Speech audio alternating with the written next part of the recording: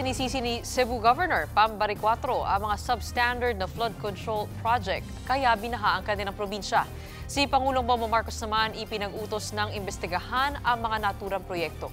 Nasa frontline ng balitang yan si Ian Su. Substandard flood control project ang sinisisi ni Cebu Governor Pam Baricuatro kaya nararanasan ngayon ang pinakamalalang pagbaha sa kasaysayan ng lalawigan. Kung tutuusin, 26.6 billion pesos ang kabuuang halaga ng mga flood control project sa Cebu. Pero hindi nito napigilan ang malawakang pagbaha. Ayon sa gobernadora, dapat managot ang may pakana sa mga substandard na proyekto.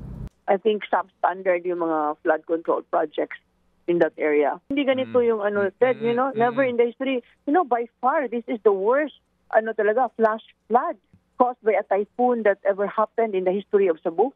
Ito yung pinakagrabe. Actually, Ted, mas grabe pa tong Tino kaysa Odette. Kasi yung Odette, it was the wind. Itong Tino, flash flood. Ayon naman sa UP Resilience Institute, halo-halo ang dahilan sa pagbaha sa Cebu. Una ay may mga lugar raw talaga na nasa floodplain. Ibig sabihin yan ay posible talaga silang daanan o daluyan ng tubig mula sa mga ilog. Base doon sa mga nakikita ko, yung mga binaha ng mga subdivision, doon sa Azalea, doon sa Del Rio, doon sa Mandaue, sa Liloan, Talisay. Lahat ng mga nakikita ko doon, karamihan, or most of them, ay nandun sa floodplains. Na natukoy na yan ng mga lugar na bahain. So, ibig sabihin nun, dapat na-evacuate sila. Kasi may mga mapa naman na sinasabi na hazardous yung area sa baha. Isa ring dahilan ang rapid urbanization o biglang pagdami ng mga kabahayan sa mga munisipalidad. Posibleng nakaapekto rin daw ang pagmimina na nagresulta sa pagkalbo ng mga kabundukan na sanay sasalo sa tubig ulan.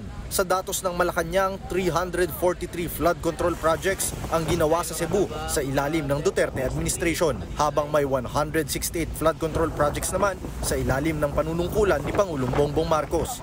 Dapat daw masilip ang mga ito. Pinaiimbestigahan na ito ni Pangulong Bongbong Marcos. Yan po ang dahilan kung bakit po nagpapaimbestiga ang Pangulong Marcos Jr. Dahil nakita niya po yung epekto, may mga budget na inilaan para dito pero parang hindi gumagana.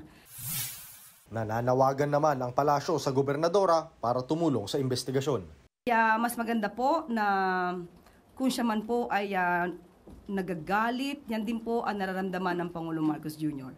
At kung meron po siya pang mga alam, may mga facts, may mga data rin po, si Governor para dito mas na makakatulong sa ating gobyerno para mapanagot ang dapat mapanagot. Yan po ay welcome.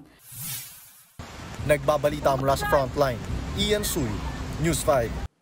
Mga kapatid, Mean Los Baños po, huwag magpahuli sa mga balita at impormasyong dapat ninyong malaman. Para sa mas malawak na balitaan at diskusyon, mag-follow at mag-subscribe na sa social media pages ng News 5.